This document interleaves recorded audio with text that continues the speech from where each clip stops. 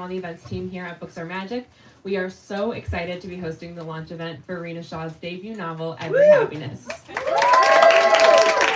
here with Paul Lisicky. Before I get started, I just want to get a few housekeeping things out of the way. We'll be doing a hand-raised audience Q&A at the end of the discussion tonight, so you can start thinking of some good questions now and hold on to them. And after the talk, Reena will be signing and personalizing books near where y'all checked in, and I will show you where that will be at the end of the chat. And if you're joining us on the YouTube live stream, I implore you to check out the link in the description box below and buy many, many copies of Every Happiness. It's the perfect colors for Valentine's Day. Valentine's Day is next week. And I think we got to sell out our copies. All right. Deepa and Ruchi are 12-year-olds when they meet in school in India, but their connection is swift and lasting. As the two girls grow up and face their family's expectations, their friendship is marked by intimacy, jealousy, and suppressed desire. When in their 20s, Deepa marries a doctor and moves to the suburbs of Connecticut, Ruchi quickly finds an engineer bound for the same state and follows her friend across the world. But life in the US is different than either woman expects. Every Happiness is a dazzling debut that explores the ties that bind two women across decades and continents despite rivalry, class difference, and the conflicting needs of family and self. Reena Shah is a writer, editor, and teacher. Her work has been featured in the Masters Review, Electric Lit, BBC, National Geographic, and The Guardian, among many other publications. She has been awarded fellowships and residencies from the Martha Heasley Cox Center for Steinbeck Studies, Malay Arts, Tin House Sustainable Arts Foundation, Cuttyhunk Island Residency, and the Fulbright Foundation. She received an MFA in fiction from the Mishner Center for Writers. For many years, she was a Kathak dancer in New York and India. She now lives in Roosevelt Island with her family and teaches in a public school. Paul Lisicky, yes! Paul Lisicky is the author of 7 books, including Songs So Wild and Blue, which we have for sale at the front tonight. Later, My Life at the Edge of the World and The Narrow Door, a recipient of fellowships from the Guggenheim Foundation, the National Endowments for the Arts, the Fine Arts Work Center in Provincetown. He is a professor of English in the MFA program in creative writing at Rutgers University Camden, where he is the editor of Story Quarterly. He divides his time between Brooklyn and South Louisiana. Without any further delay, please join me in giving Reena and Paul a very warm welcome.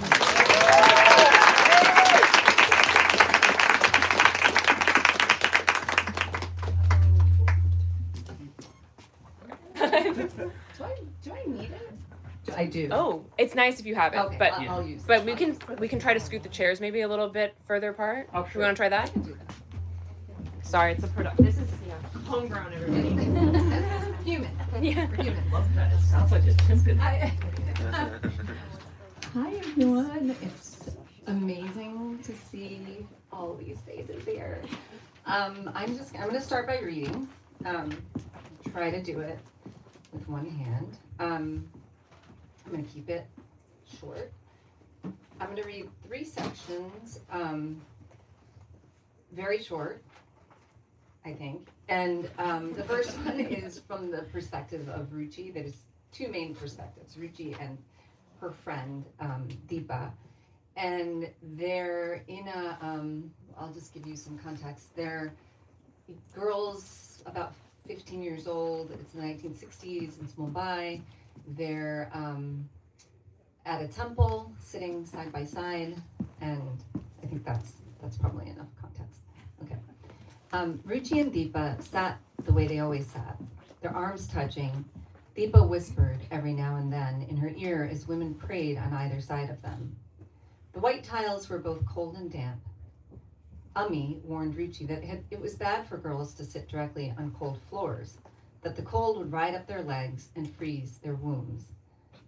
As she got older, everything became about the viability of marriage, as if her parents might have to disclose on her biodata each time she'd folded her legs and taken a seat on the ground. Young men with pencil mustaches stole glances at Deepa. Men were always staring. It was nothing unusual. Deepa didn't avoid them, but neither did she return their looks. She simply swept over them as if they were invisible. "Which one should we marry?" Deepa asked. "That one, for you." Ruchi felt her neck go hot and turned away from the men. "Don't be stupid, he's so old." "He's the handsomest one." "I don't care," Ruchi said. She could hear the amusement in Deepa's voice. She focused on Saraswati's gold bust, her eyes painted black under a long, flat brow. We could marry the same one, Ruchi said. The priest passed around an arthi tray, and people rummaged in their handbags for coins and notes. Ruchi reached in her pocket and crumpled the 10 rupee note Ami had given her. Same one? Deepa asked. Why not? Ruchi said. Though she wanted to scuttle out of the room, away from the odor of feet and incense, the arthi tray now snaking its way toward them. I wish I wrote a smaller book because it's heavy.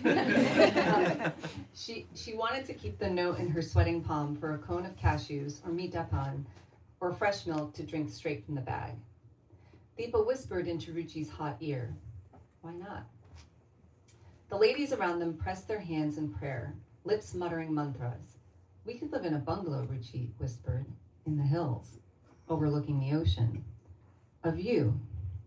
Every day he'd take us to a different film, Ruchi said, louder now, emboldened, and he'd buy us nimbu pani and cutlets at intermission.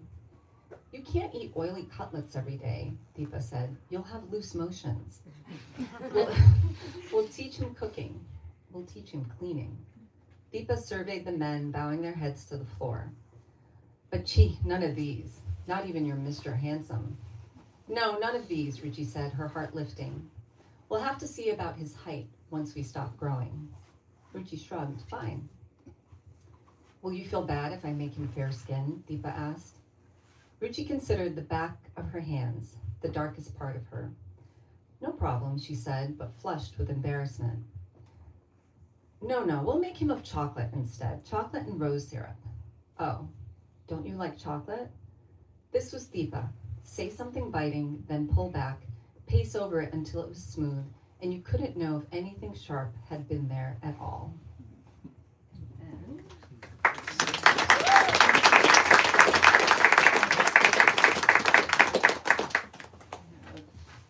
Okay, so now we are, it's still Ruchi's perspective. It's 1971, and Deepa's 21, Ruchi's 21, and she's married. Deepa gets married. 4 years had passed from the kiss in the palms. The word kiss made Ruchi feel shy. The wedding was quick, and Ruchi got only glimpses of the trim Jane doctor with a medicine fellowship in the States, who smiled like a donkey through the ceremony. He was the same caste, the same jati. Deepa looked nothing like herself, eyes downcast, face immobile, and wearing a thick foundation that didn't quite smooth out her stubbornly pimpled cheeks. When the time came for the women to whisper advice in her ear, Deepa stared into her lap as Ruchi draped her arms around her neck. She thought she felt Deepa's shoulders tighten. She wanted to say something sly, something funny and knowing, but managed only good luck. Deepa's visa arrived earlier than expected. Too quickly. It was done, and Ruchi was alone. She received a single letter in January. 6 lines about the cold and the lawn green like in the photos, and the many kinds of powder to put in milk, not just Bonvita. The milk itself was tasteless, Deepa wrote, like cloudy water. Scribbled at the end were the following words, an afterthought. Marry Ruchi. Find someone who can apply for a work visa in Connecticut. Connecticut. A spiked nettle word. Ami said, you're too dark to be so picky. But Ruchi made it her one stubborn stipulation. And the last section.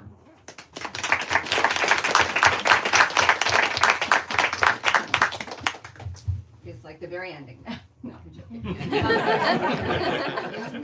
Everything like, I won't do that. It's 1984. This is Deepa's perspective. And she is, it's March, and there's like an Indian grocery that opens up in East Hartford, Connecticut. It's like the first one in the area. And as a treat, Deepa takes Ruchi shopping. The first line. In March 1984, an Indian grocery opened in East Hartford, and Deepa took Ruchi shopping. The weather had turned warmer overnight, and Deepa ditched her heavy coat for a checkered blazer over jeans to highlight the skinny blue belt around her waist. She was 34 and wore the same size as 10 years ago, and lately other wives asked for her secret. But when Ruchi opened the door to step out of her house, It struck Deepa that it was her friend who really hadn't changed. Ruchi wore the same pilled cardigan over her salwar kameez, her bare feet in chappals, brows unkempt. Straightforward, unpolished toenails. Forthright and plain, if not for her unruly hair that grew thicker over time. Sindoor still dyed her part in her hair, and her mother's gold bangles jangled at her wrists. Deepa wanted to hug her, but didn't step out of the car. They were friends who could slip out and back in each other's lives with little effort or acknowledgement. Deepa stared out her driver's side window at the house across the street. The neighbor had added more cars to their junkyard. Such a mess, Deepa said. The husband uses them for parts, Ruchi said, something like that. But do you see how green their lawn is? Naren is always jealous. Naren is her husband. Deepa felt the dead headlights watching her, making her feel small, like she didn't deserve the things she had. Nothing there to be jealous of. They aren't so bad, Ruchi said. Oh, there must be something. Marlene works at a salon in Tri-City. The husband works at Pratt & Whitney, and on weekends he makes his son drag all the junk onto their perfect lawn. You can smell the liquor if the windows are open. A shame, Deepa said. Marlene is always shouting at him, Ran, Ran! Ran? Deepa asked. His name. They both giggled. Marlene. Deepa had seen her once coaxing multicolored cats to her front stoop. They pulled into a small lot. Indian package store read a temporary sign. Could they not give the shop a better name, Ruchi asked. In this country, naming can lead to lawsuits. Deepa learned this from Sonal Mansingh, another doctor's wife who hosted games of Teen Patti and then scowled when Deepa won most of the hands. Marlene said she'll give my name if there's an opening at the salon, Ruchi said. Salon? But you never learned how to properly do your own eyebrows. How will you do other people's nails? Why not? I can learn. Marlene, a friend. The thought made Deepa shudder. All those dirty feet. She wanted to say something mean, how Ruchi would never be an exacting beautician. I need some work, Ruchi said. There are so many other jobs. They don't want me. Don't be negative, Deepa said. She didn't know what to do with Ruchi's sadness except to neutralize it. She didn't know how to offer comfort except as criticism. She hated this Marlene. I'll have to pick this up again. They scrutinized the dusty offerings inside. Boxed masalas, parachute coconut oil, Haldiram snacks. Deepa directed Ruchi's attention to the bindi, picking through for the softest lady fingers. Ruchi weighed the plastic bag as she filled it to make sure she didn't pay for more than £1. They spoke to the checkout clerk in Hindi. He leered at them like they were back home. Deepa tracked the tally as he rang up each item. She added up the numbers in her head. All together, he asked. Yes, Deepa said before Ruchi could speak. What are you doing, Ruchi asked. Deepa didn't answer. She gave the clerk her card, and he took the imprint. It was more than she'd planned to spend, but she folded the receipt without reviewing it, as if she didn't care whether the total was correct. She wanted Ruchi to thank her, but no thanks came. Ruchi held the plastic bag full of fresh bindi and stared at her feet. The money was nothing, Deepa wanted to say, but the money was also everything. That's it.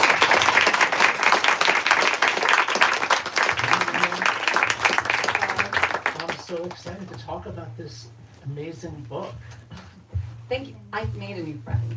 This is I a made a novel new about friend, friendship, too. and I made a new friend. Yeah, we've been emailing each other in the old-fashioned way for the past month or so, maybe Yeah, 2 2 months. months. So Yeah.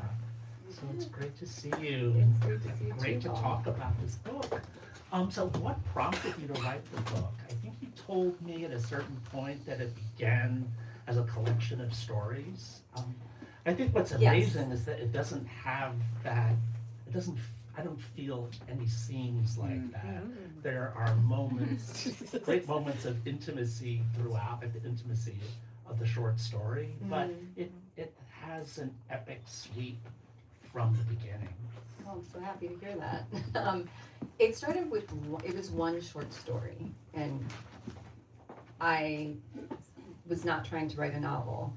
And it was really centered Ruchi and Moksh. It started with this mother and son.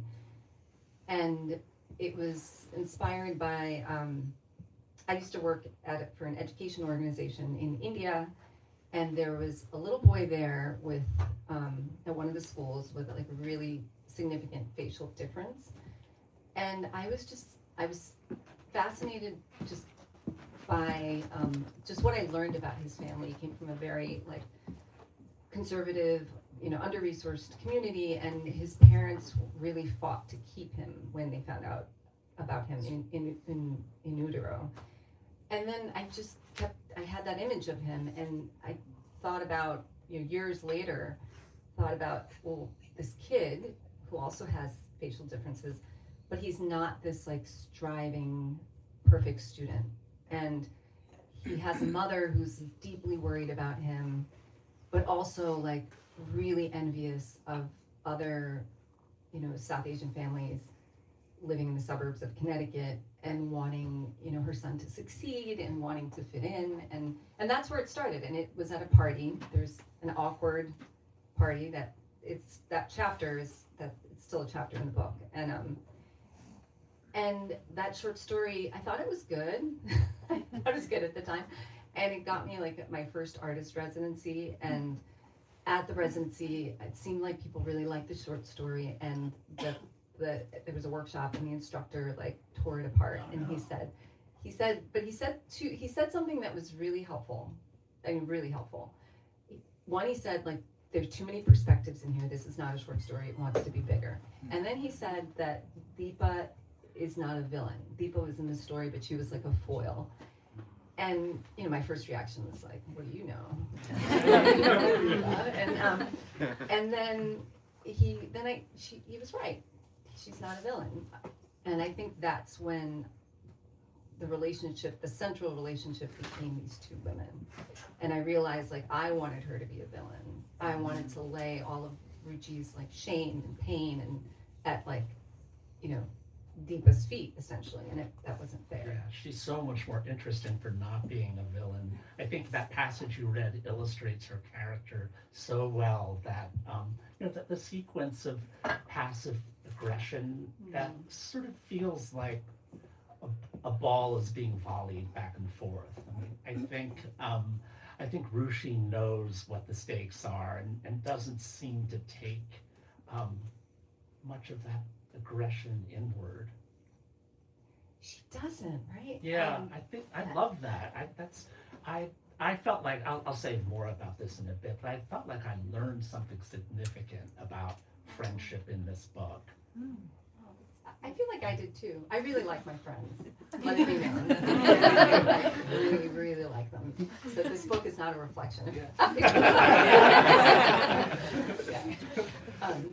But she doesn't. Yeah. I was going to say, like, I think one of the book's big achievements is a portrait of a friendship that thrives over decades, but is still enfolded with jealousy and competition. And I think in my own life, I've always thought of jealousy and competition in a friendship as like a sign of a contaminant, like a sign of deeper trouble that hasn't been addressed. And these women are competitive, and they adore each other. And I think in many ways this was a life-changing book for me to read. Just to not only as a piece of literature, but to think about certain relationships that I've had in my own life. That's so kind. But it's true. It's true. And I also I love that you're helping me understand my book, because we've talked about this. You write something and then you have to explain what it's about, or to talk about it intelligently, and I've just been writing down what other people have been telling me about it, and that's been really helpful. I've thought that.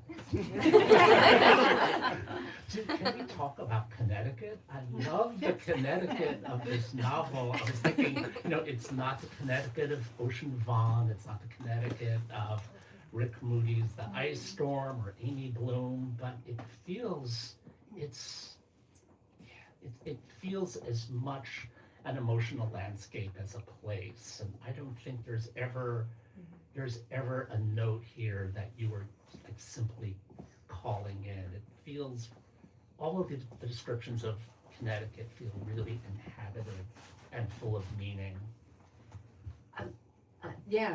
It's funny because I did not want to write a novel about Connecticut. I grew up in Connecticut, and it's a beautiful place. It's gorgeous, and it's changed a lot since when I was growing up there. And I left when I was 17 years old, and I never lived there again. And my sister is here; she knows how I feel about Connecticut. But I can't. My imagination goes there a lot, and particularly, I mean, it's a whole state, right? Like so, but where I grew up, where a lot of the book is set, is these suburbs outside of Hartford, and then on the Connecticut coast, and I think it was very different from like at that time in the 80s, 70s and 80s when these families are immigrating and they're not moving to New Jersey or Queens where there's more of a community there, and perhaps and the isolation, I think, in this place that's really beautiful. It's this really beautiful place, and it's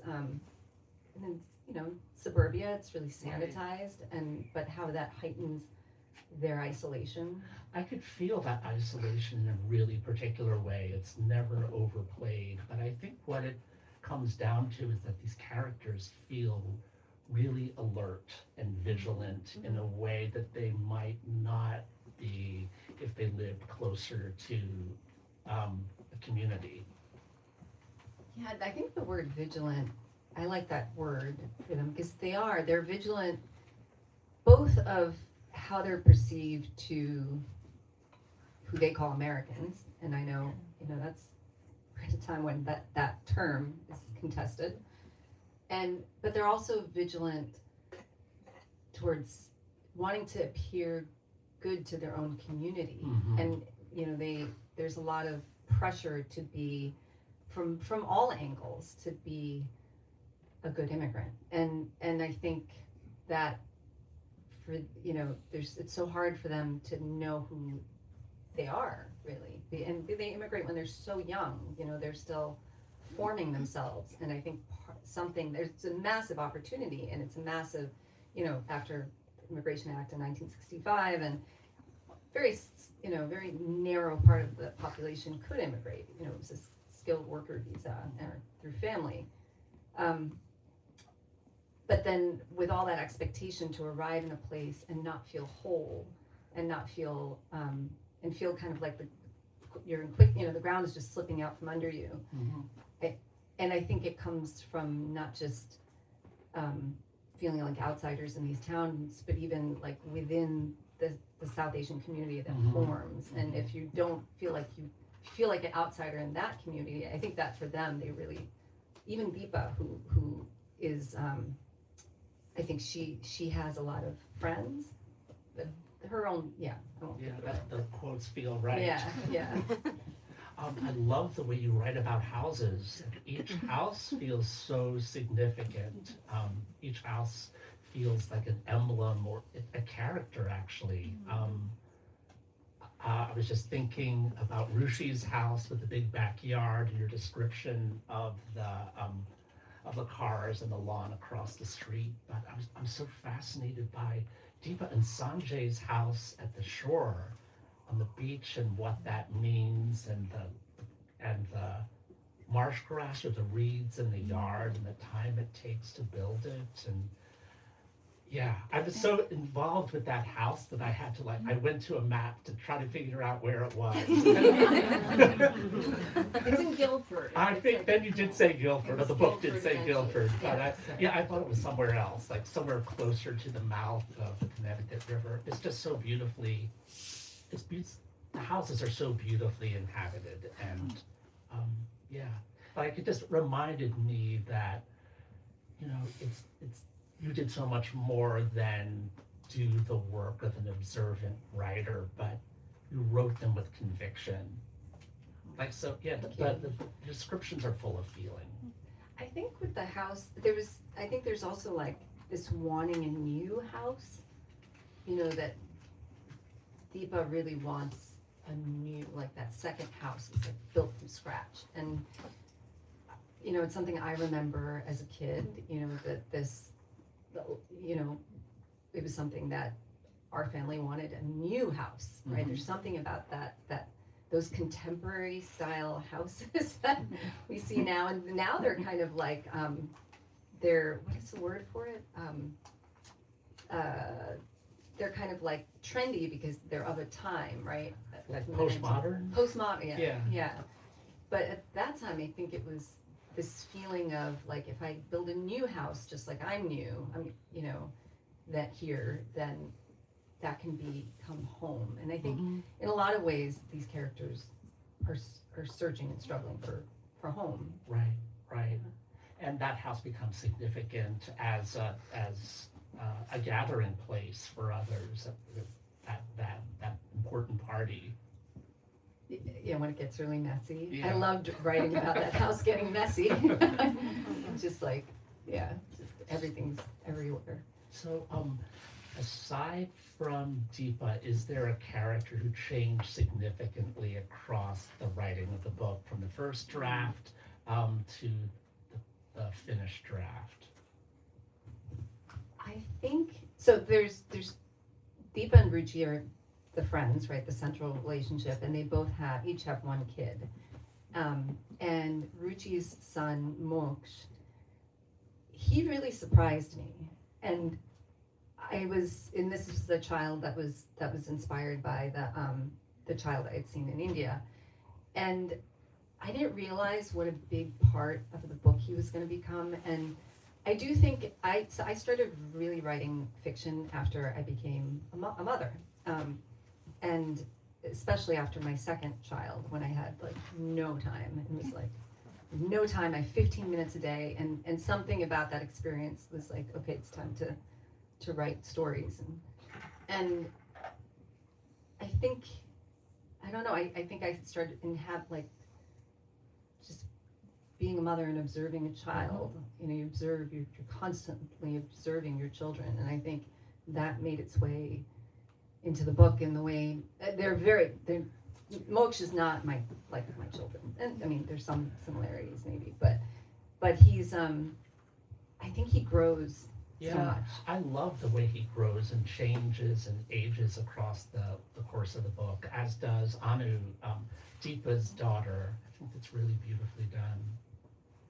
I'm so glad. I mean, I love those children. Yeah. And I thought when I finished this book, I'm like, I never want to see these people again. But I have a story collection, and there's 2 stories that are from. They're like stories that have come out that didn't belong in the novel. Oh, interesting. And now they're in the collection, and I'm so happy about that. Like I miss them. So They're so aggravating. I know these characters. We're talking about this book, but I am curious about how the short story collection will dialogue with this book. But maybe we should hold that for a bit. I don't know how to talk No, about yeah, that. we will. Let's talk about the title. How does the title dialogue with the book? In a book of such nuance, like it's interesting to use the word every as the first word. I feel like I have to clarify, it's ironic. I thought so. And I think most people, some people were expecting every happiness. And, I think it's this it is evoking longing, and irony, but also just this. I had an interview, and I was so nervous, and it went so wonderfully. It was with this independent bookseller, and I loved how she talked about the book as hunger. Like there are all these different kinds of hunger, and there's the physical hunger of, like Moksh has this physical hunger, but then there's this hunger for money. There's hunger for success. There's hunger for,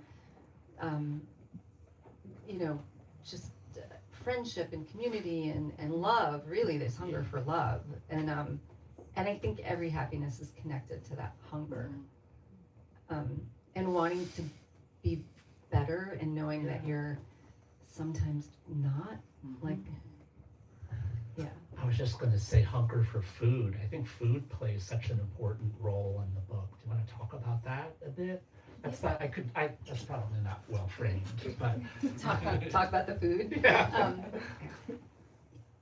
Yeah, I think the food, I was thinking about it today, the food, like how, I don't know why I was thinking about it, but how Deepa's relationship to food is very different than Ruchi's relationship to food. And Deepa kind of, even in the 60s in Mumbai when they were growing up, that she's got access to these, at the time, like rare foods that were Western.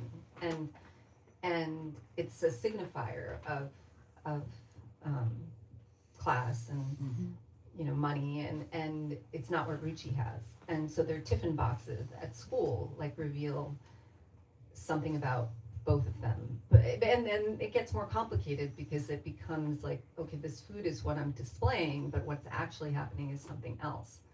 And then I think there's that, I think about as a parent in those early years when my children were really young, and you just want to feed them. Like, people relate to this, or it's just me. You really want to feed them, and I remember that growing up.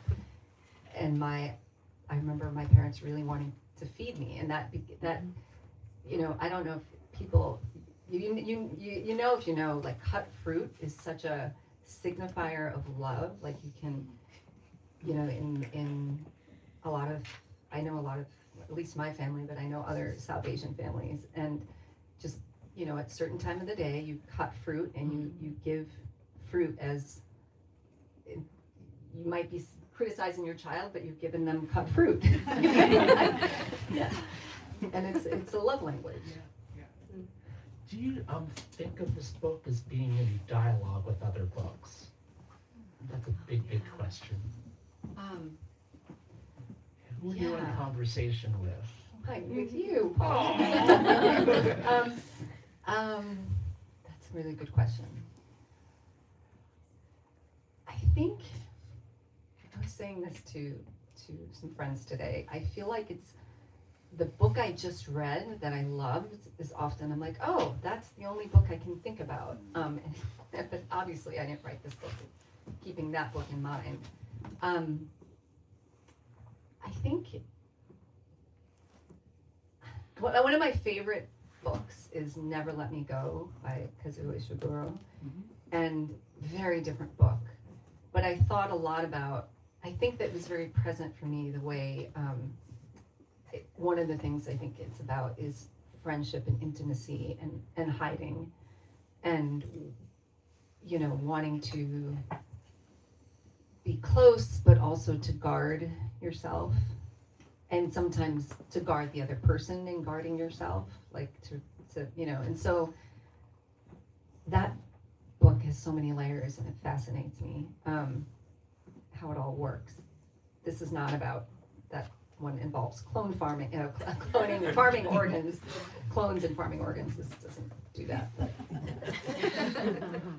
Let's see, you are a teacher. I was wondering if you could talk about that and how it informs what you write and how you write. I feel like it's so nice. I have students here. I have to share something.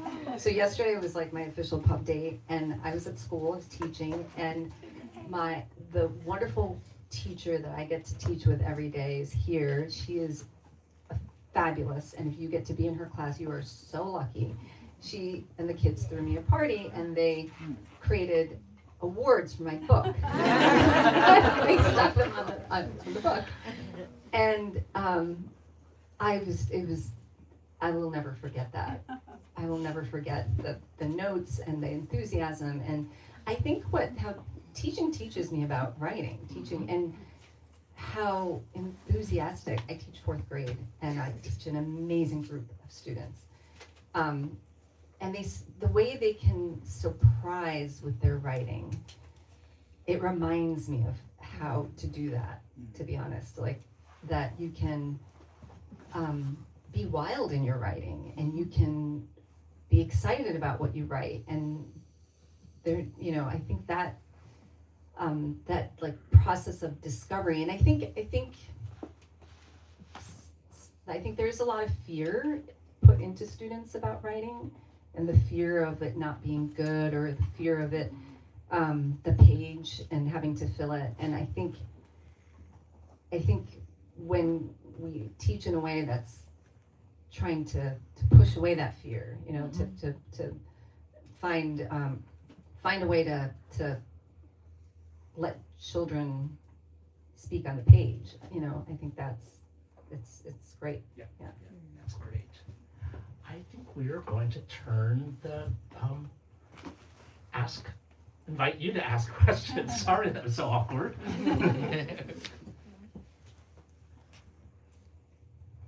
Do I just go? Okay. Yeah. Okay. I'm curious about the process of turning this from stories into a novel and sort of erasing those scenes that you were talking about, because that's quite hard to do. So how was that process, and how did you sort of come through that? I'm sorry, I have to mention my editor because she was so critical to that. I think the first half of the book was more story-like at one point, and then the second half, you know, became a novel. And then I think it was a lot of pulling threads through, like almost backwards, you know, like that had appeared in the second half and that needed to be threaded through. But I'm so lucky because I had the most amazing editor who just asked me hundreds of questions, not hundreds maybe, but lots of questions, and it really opened up this process of learning how to change this form. Yeah. Do you remember any of those questions? Were they questions about stakes, or what, or were they more particular, or some combination of both?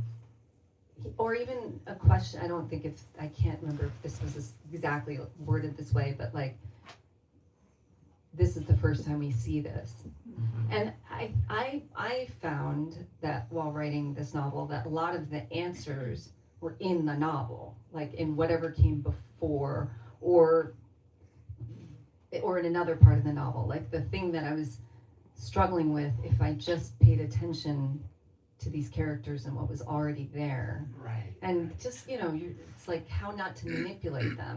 Yeah. You know, it's so hard. But I think that's what really helped me. Mm-hmm. Yes. What is there any part or like character that you felt you connected to like most? Oh my gosh, it's Good such question. a good question. Yes.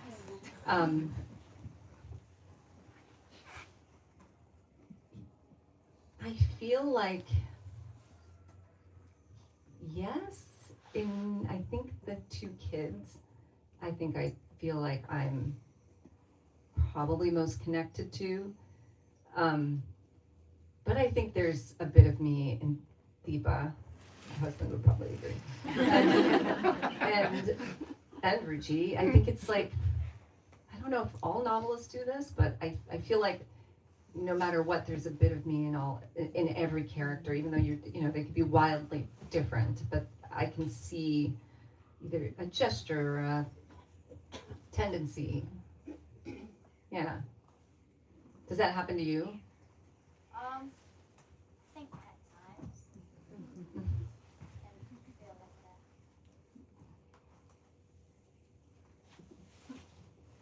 that. What was the process like collaborating with the illustrator of the cover of your book? Oh, they were amazing. We went through several covers because I think in some ways the book is hard to define necessarily. I mean, there's friendship here, and but there's also fraud, and there's immigration, and there's class, and all of those different things are part of this novel. And so we went through more, I would say maybe more abstract covers, and then they showed me a cover with this image, and it was hands down like something like it's beautiful, and yet there's something. I think my older son couldn't be here tonight, but he looked at it and he's like, "Oh, it's a monster." I kind of love that. He's a big D&D nerd, and he saw a monster. Yeah.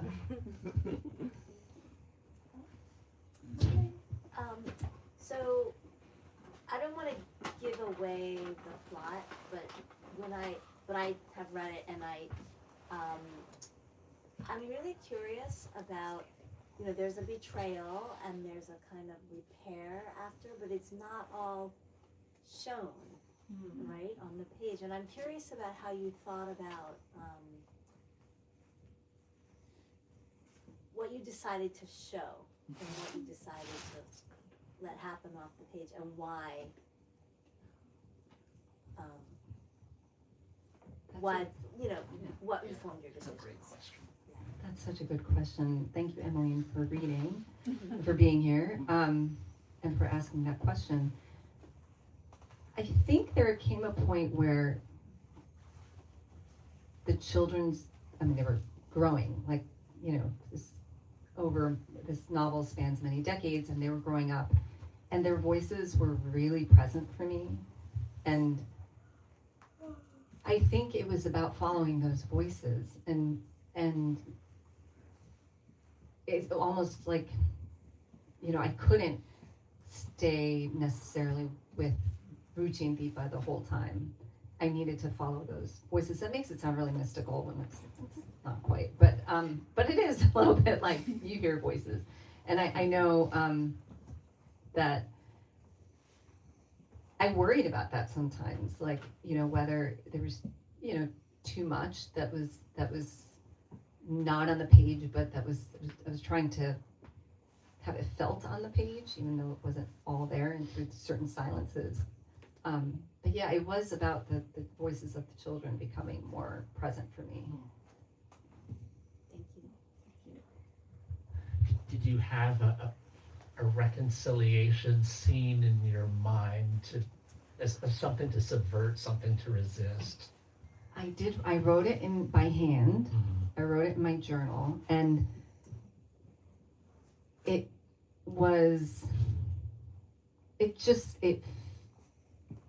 felt like too much. I think it just felt like too much, and then I think it also felt not entirely honest for some reason. Yeah.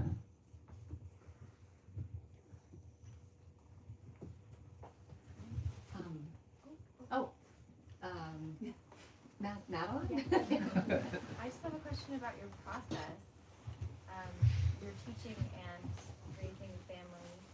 Did you have a strict ritual or routine, or did you write whenever you had free time? How do you get a book written? So I returned to teaching this June when I moved back to New York. Before that, I was in Austin, and I was given 3 amazing years at the Michener Center, and I got to work with Elizabeth McCracken, who is the most phenomenal person.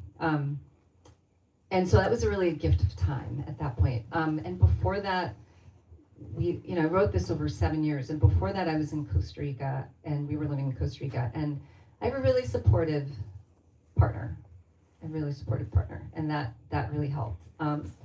And because we were living in Costa Rica, it was cheaper than living in Brooklyn, and it freed me up a bit. But I think just having a family and working in any capacity, and it's a lot of time, and I think I needed the pressure of time, because I can fiddle and I can talk myself out of writing.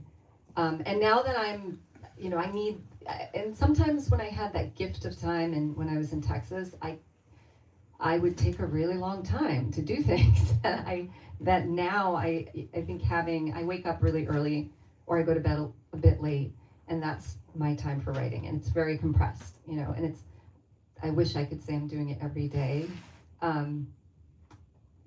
When the ferry was running, that was great. I would write on the ferry. I love the ferry. Ferry The fair. from Roosevelt From Island. Roosevelt Island, I would take it to I've taken Mabia. that. Yeah. That's great. Yeah, I loved it, and now there's ice all over the East River. But eventually that'll come back, and yeah, and I get a lot from teaching. I get a lot of energy from students, and the fact that I get to teach with incredible teachers, I learn so much, and so I think that it does feed me. It just makes it, yeah, time. The summer is going to be great.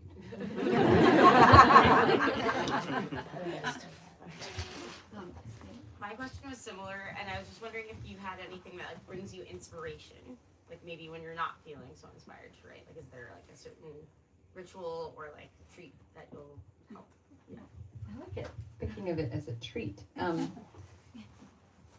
I mean, reading, definitely, it's reading certain things. I come back to, now, like that question when somebody asks you for a recommendation for a book or movie and you have nothing. We the Animals is one of my favorite books by Justin Torres. And again, very different book from this, but that was one I've kept close since it came out in 2010, I think it was. And just, I'll read, it's really short and really short chapters. And I'll read like a chapter of that if I'm stuck. And then I think it's just giving yourself permission to just, I mean, I go through a lot of drafting. I am not somebody who writes a really great sentence at first. And I think just giving I've been writing more by hand, and I think that's really helpful to me. I've learned that from a few friends, because it looks less permanent, and that's been really helpful. And then writing of students and my peers, like that's what I think being at UT for those years, it's like such talented and vibrant work, and like, oh, I want to write. And when you read somebody's writing, it makes you want to write. You know that feeling? Mm-hmm. You're like, oh, I want to write something now. Right. Why didn't I write that thing? Yeah. It's like sometimes it's not even competitive. It's just like you want to call back. It's like one bird sings and you want to sing back. Yeah, one bird sings back. That's a great. I'm going to use it somewhere.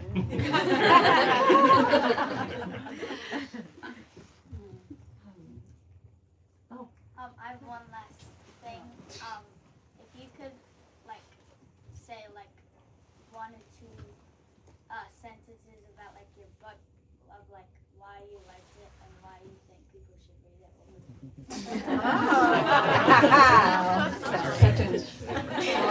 It's really hard, but it's good. I should learn to do this. One or two sentences.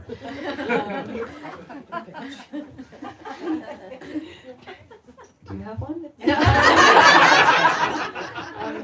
How about? You can tell me, James, if this is gonna work. It's like the movie line, right? Like, in a world, right? Something like that, right?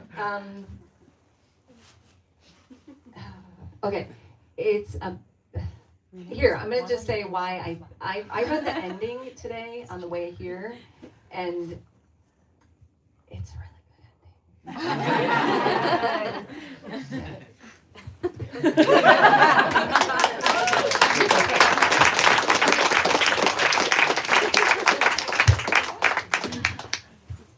Is that it?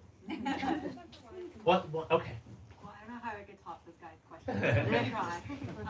In writing these characters, did you notice any kind of intergenerational conditioning or trauma that they carry with them? Or alternatively, did you realize any of that in yourself that you infused in both or either of these characters? Yeah, their mothers are present in the book. They're present for only a part of it, physically on the page, but then their voice in their minds is very present. And I think I was telling someone else, how would this be different if their mothers and their grandmothers and their grandmothers' grandmothers hadn't felt the kind of repression that they're passing on? Yeah, I think it it's definitely present. And I think it's also like inherited silence around the things that hurt and not talking about them. And I think that is the kind of trauma that gets passed down because you think it's protection. You think you're protecting people by not talking about the bad stuff. But really, it's not. It is protection in some ways. It's out of love, but it's not always helpful. One more? I had a question, and I apologize if you already answered this. Oh, it's rushing. I can't see that. When you name your characters, these are Indian names, and they have a meaning. And again, as a non-author, I think, is there a literal connection? So there's a character named Moksha, which means liberation, achievement of nirvana. When you wrote the story, and in any way does that character's name's meaning reflect the purpose of that character in this story?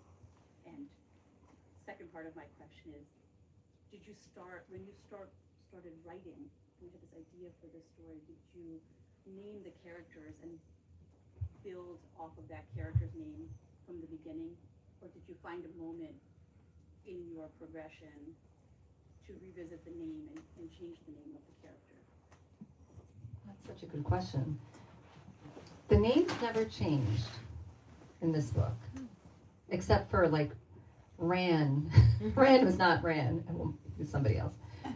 But I think I realized I don't want to give it, but with Moksha, it wasn't. It was just this. It was more sonic. Like there was a sound that felt right. And later, I don't know, maybe it was subconscious, but I realized that there's a connection to his arc, perhaps, without giving too much away. Thank you so much, everyone.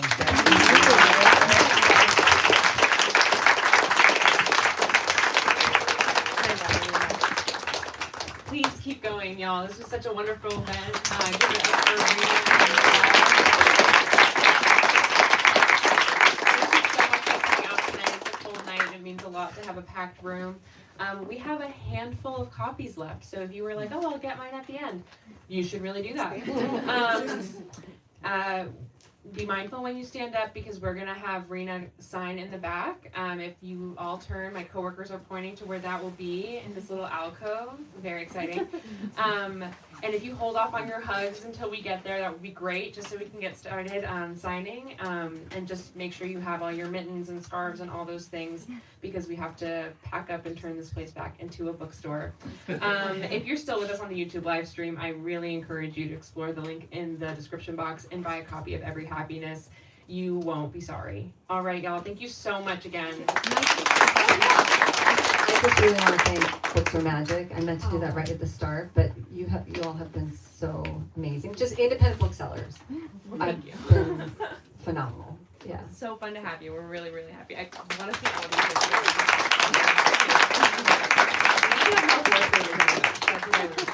These are the best questions. All right, y'all. Thank you so much.